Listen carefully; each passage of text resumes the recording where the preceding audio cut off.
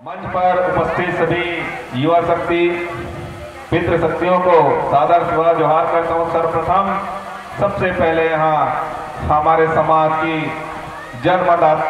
जन्मदात्री हमारे माताएं को मैं सादर सेवा जोहार प्रणाम करता हूँ। और आज की इस कार्यक्रम में सबसे ज्यादा उपस्थिति है हमारे समाज की माताओं की है। मैं तो आपका बच्चा हूं और आपसे सीखने आया हूं इस विषय पर चिल्हीडर महापूजा एवं बेटा ज्योति, जो मुझे भी इतना ज्ञान नहीं है जितना आप सभी को है। लेकिन मेरे मन में एक प्रश्न है आप सभी माताओं से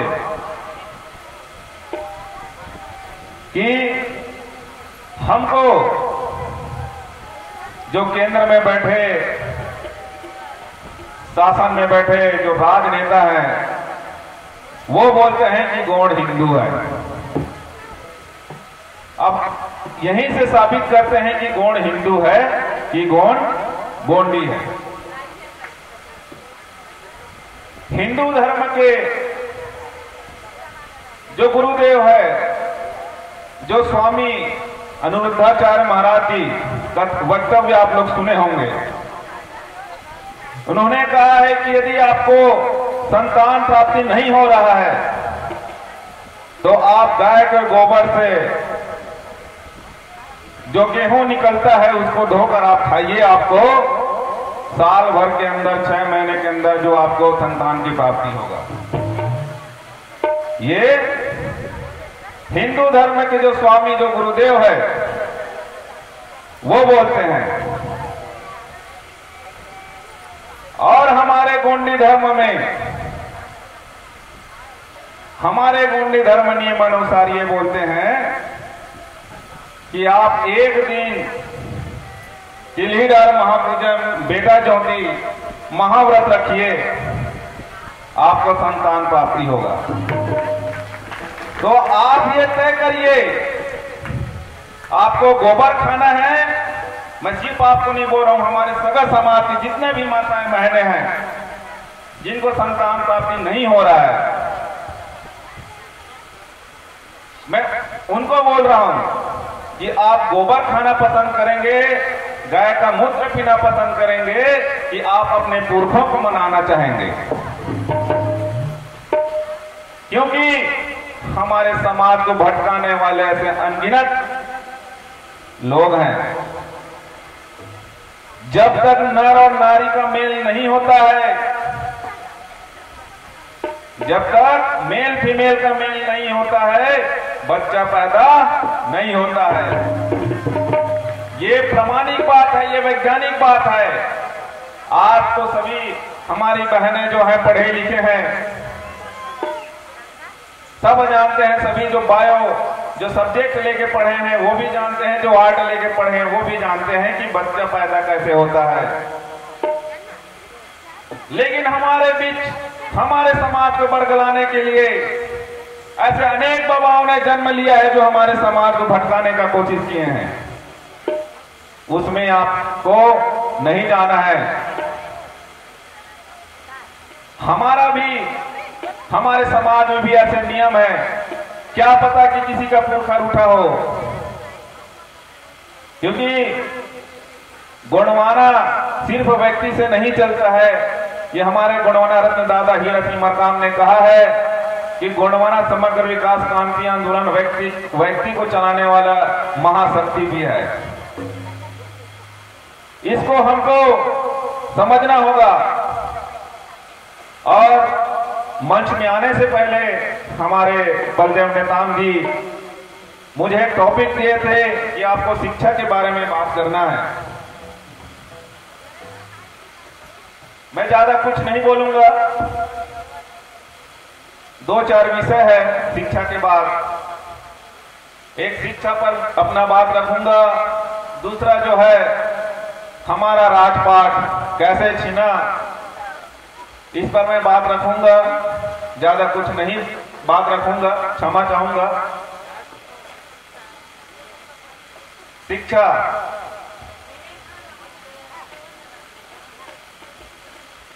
हेलीकॉप्टर खरीदने के लिए जो भारत सरकार है वो 3% जीएसटी लेता है। हेलीकॉप्टर खरीदने के लिए सरकार कितना परसेंट जीएसटी लेता है? 3%। और कॉपी पुस्तक लेने के लिए कितना परसेंट जीएसटी लेता है? 28%। ये शर्म की बात है कि नहीं? ये शर्म की बात है। हेलीकॉप्टर खरीदने के लिए जो शासन जो है 3% जीएसटी लेते हैं, और हमारे बच्चे जो हमारे समाज के बच्चे के लिए जो हम जो सामग्री खरीदते हैं, छात्रों के लिए जो शिक्षा जो सामग्री खरीदते हैं उसके लिए 28% जीएसटी लिया जाता है। ये देश का सबसे बड़ा दुर्भाग्य है। हमने अंग्रेजों से लोहा क्यों लिया? हमने अंग्रेजों से लोहा क्यों लिया था? हमारे पूर्वज हमारे शंकर सर रघुनाथ साहब ने बलिदान क्यों दिया था? क्योंकि अंग्रेज जो है अधिक से अधिक कर वसूलते थे। इसलिए हमारे जो महाराजा है, महाराजा शंकर सर रघुनाथ साहब जी, महाराजा वीर नारायण साहब जी, जो जमींदार थे सोना खान के, ऐसे अनगिनत बिरसा मुंडा जी, ऐसे हमारे महापुरुषों ने अंग्रेजों से लोहा इसलिए लिया था क्योंकि अधिक कर वसूलते थे। तो आपको भी बगावत करने की जरूरत है।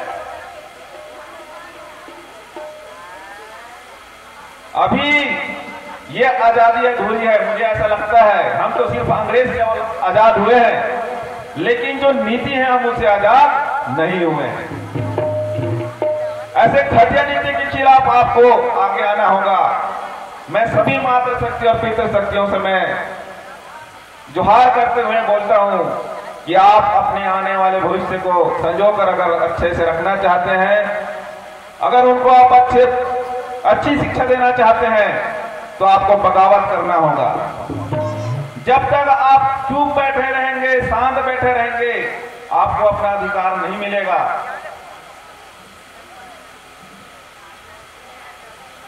अभी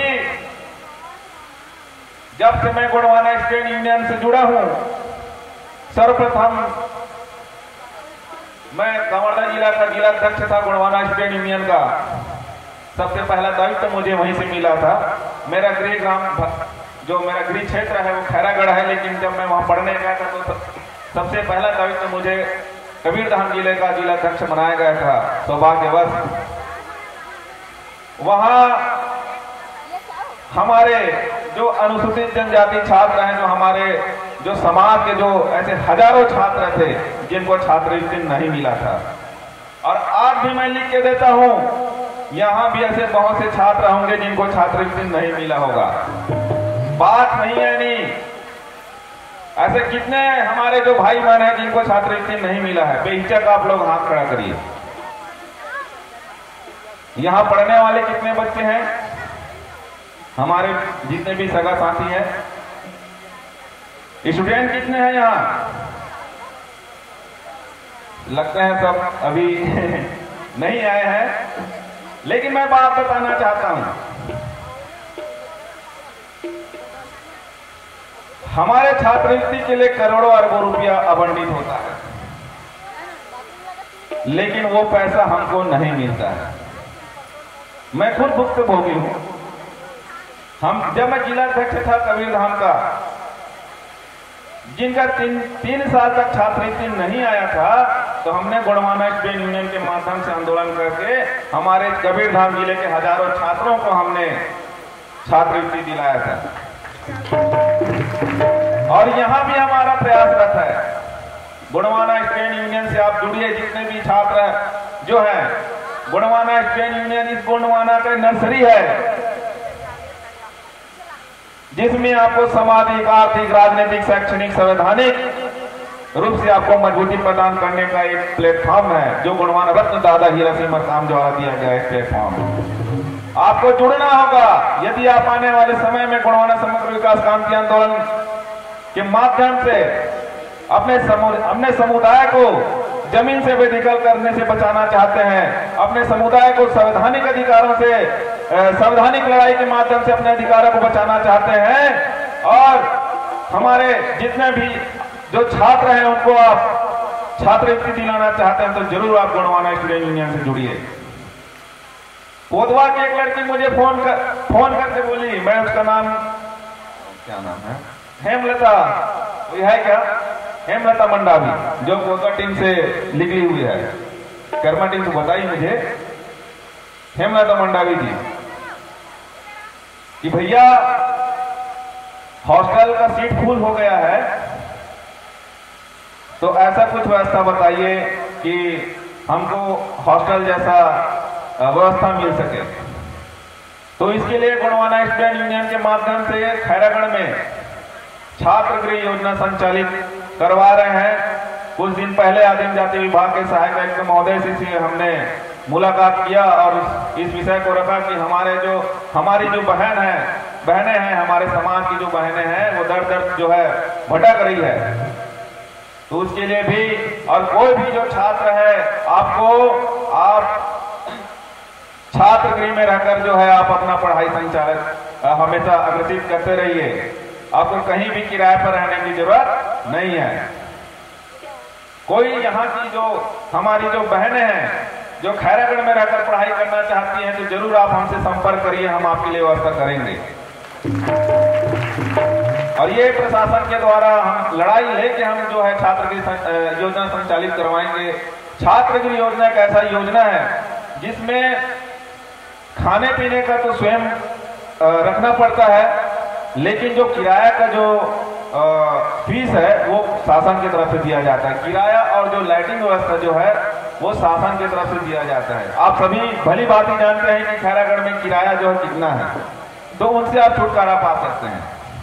उसके लिए हम लोग आज प्रयास रहता है, बहुत जल्द खैरागढ़ में छात्र गृह योजना संचालित हो जाएगा। और एक बात और रखना चाहूंगा, आरक्षण। लोग ऐसे बहुत से लोग बोलते हैं कि आरक्षण हमको बीच में मिला है, और जो ऐसा बोलते हैं वही तो भिखारी है। वो कैसे भिखारी?